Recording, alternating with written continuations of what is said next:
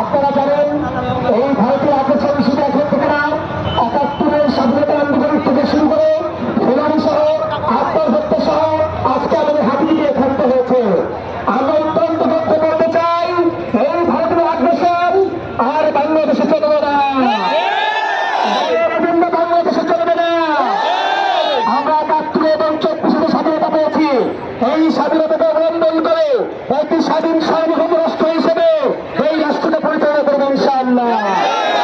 হাদির খুনিদেরকে অনতিবিলম্বে ২৪ ঘন্টার ভিতরে বাংলাদেশে নিয়ে আসতে হবে।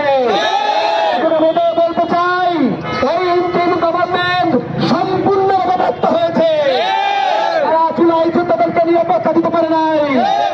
আপনারা জানেন হাজির করে তারিখ হাসনাত আব্দুল্লাহ, কিন্তু প্রশাসন এখন পর্যন্ত কোনো ধরনের সিকিউরিটি দিতে পারে নাই। আমরা গাজীপুর থেকে বলতে চাই, প্রশাসনকে বলতে চাই, আপনি হাতে চুরি দিয়ে বসে থাকেন, যদি না পারেন আমাদেরকে অস্ত্র হাতে তুলে দেন। আমরা সংগ্রামী বিপ্লবী রাজপথে থাকতে চাই। পরিশেষে একটা কথাই বলতে চাই, ভারতীয় আগ্রাসন বাংলার বুকে চলবে না। ২৪ ঘন্টার ভিতরে হাদির মৃত্যুর বিচার করতে হবে। ইনকিলাব ইনকিলাব আপস সংগ্রাম, গোলামীরা আজাদি। ধন্যবাদ।